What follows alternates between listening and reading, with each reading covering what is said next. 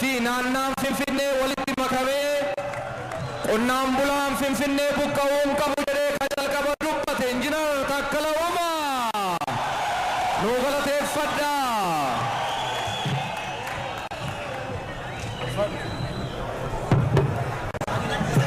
hello فنفنة أنور أورومو مغالا بيا مغالا أورومو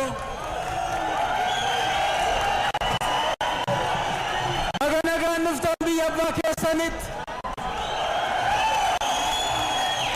كبجمتو تقبصاو تورمو جال داود إبسا وقنتو تاباو إيروون أورمو أكتيفستو تورمو أبوتي غدا أمبت أورمو بلا أمبت مغالا فنفنة هندا هندم تكيسن جلبولتي راكاتني eebuun otoo sin rakkisin beeluun otoo sin rakkisin qorri otoo sin rakkisin arrabsoonis otoo sin rakkisin ingaltanis otoo sin rakkisin baga dachee keenyatti annoora biyya abbaa keenyatti dhuftan qeerroo Oromoo qabsoo Oromoo keessatti warri haarsaa kaffaltan manayda warri turtan manayda tiqaamni keessan naafee warri baatan warri hidhamtan warri biyya abbaa keessan irraa ari'atamtan gaachana Oromoo warraaqsituu qabsoo Oromoo dargaggoo Oromoo baga Finfinneetti wal agarre irra Finfinneedhaaf namni baay'een hidhameera namni baay'een dararameera namni baay'een biyya ari'atameera biyya abbaa keenya mataa ol qabannee deemuu otoo dandeenyu otoo barbaannu yuunivarsiitii irraa ari'atameera haarsaatti kaffalleerra Finfinneetti qabsoon har'aasitti walitti nu qabe qabsoo ilmaan Oromoo waggaa baay'eetti haarsaa kaffalan itti du'an itti shororkeessaa jedhaman biyyaatti ari'atan har'ammoo shororkeessa akka hin taane abbaa biyya akka taane ummata biyya kanaatiif ummata Itoophiyaatiif obbolaa akka taane biyya ijaaruu keessatti abbootiin keenya lafee isaanii caccabsanii dhiiga isaanii dhangalaasanii biyya guddoo biyya bareedduu biyya Itoophiyaa nu dhaalchisanii kanaa ol qabsoon maaltu jira hooggantoonni keenya guyyaa dubbiin hadhoofte guyyaa walqixxummaan dhabamte guyyaa namni akka namaatti ilaalamuu dadhabe jaalleewwan maatii isaanii dhiisanii jireenya isaanii dhiisanii biyya isaanii dhiisanii biyya ollaatti gammoojjii ollaatti daggala ollaatti utoo maatii isaaniitiif hin yaadin jireenya isaatiif hin yaadin hundumtuu biyya ollaa keessa mankaraaraa ture har'ammoo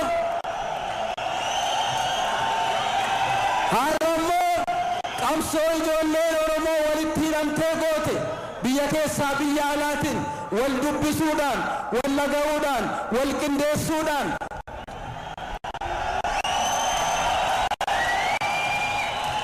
tulluu diigamuu hin dandeenye diiguudhaan randabaamuu hin dandeenye ba'uudhaan hooggantoonni keenya kan akka Abiy Ahmed muummichi ministeeraa keenya pirezidaantiin naannoo keenya kan akka obbo Lammaa Magarsaa nuti ijoolleen isaanii isaanirraa barannee qabsoo barachaa fuulduratti deemaa waa'ee biyya keenya yeroo hunda akka nu gashu akka abbaa biyyaa taane kanaaf har'a boqonnaa tokko ceenee boqonnaa haaraarra jirra boqonnaa biyya ijaaruu boqonnaa wal dhaga'uu boqonnaa wal dhaggeeffachuu boqonnaa biyyi kun akka biyyaatti fuulduratti akka deemu dinagdeen biyya kana akka fuulduratti tarkaanfatu boqonnaa boo'icha keessaa baanee boqochaa gammachuu boqochaa wal jaalachuu ilmaan Oromoo qofa odoon ta'in ilmaan biyya Itoophiyaa hundaaf ijaarsi abbootiin keenya ifaajeen abbootiin keenya haarsaa abbootiin keenya kaffalan har'a dhugaa ta'uu jalqabee jira. Kanaaf qeerroowwan Oromoo har'a dhaamsa tokkoon siinii dabarsa. Jaal Daawud akkuma keenya umurii dargaggummaa umurii isaa akka keenya baratee yuunivarsiitii bahee akkuma keenya hoogganaa ta'uu hin danda'a ture. Garuu immoo qabsoon innis ture hadhaawaa ture. Nuti dhaloonni irra jirru biyyi keenya naannoon keenya gaafta Afrikaan mataansaa nu eeggata. Kanaaf qophaa'uun nurra jiraata. Fuulduratti deemuun nurra jiraata. Walla ga'uun nurra jiraata. Walla geeffachuun nurra jiraata. Biyya ijaaruun baay'ee ulfaata yaa qeerroo. Biyya dhiiguun salphaadha. Biyya ijaaruun ulfaata.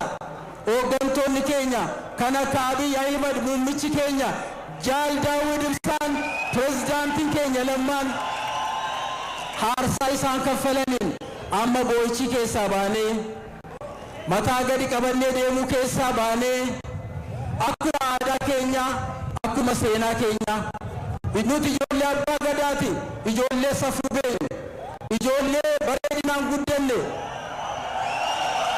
ijoollee abbaa gadaa gadaan nama hammata gadaan biyya ijaara biyya hin diigu warri biyya diigu immoo dhaabachuutu irra jiraata. Safuu qabna qaanii qabna biyya qabna abbaa qabna haadha qabna dachee qabna qeerroo qabna nama barate qabna hooggantoota qabna wal dhaga'uun nurra jiraata. Kanaaf dhaamsi koo har'aa isiniif dachee Oromiyaa magaalaa Finfinnee handhuura biyya kanaa handhuura Oromoo walakkaa dhaabattee yeroo seena qabeessa kanatti boqonnaa fuulduratti deemuudhaaf qophoofne irratti kan isin gaafadhu dargaggoon Oromoo uummatni Oromoo hundi keenya wal dhaga'uun nurra jiraata. Yoo wal dhageenye daandiin nu fuuldura jiru dheeraadha. Tabbi nuti ba'uuf deemnu baay'ee ulfaata. Walitti yoo dhufne garuu waloo dhaggeeffanne waloo qindeessine simboo yoo walii taane daandiin keenya dheeraadha. Uummanni keenya nu eeggata. Uummata Oromoo qofaa miti uummanni Itoophiyaa hundaa nu eeggata. Afrikaan nu eeggata.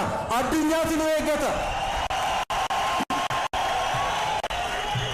Kanaaf gadaa keenya aadaa keenya eenyummaa keenya afaan keenya guddisaa namni biyya kanaa hundayyuu ofitti qabnee hammannee jaalalatti agarsiisnee yaada mo'ataatiin mo'achaa fuulduratti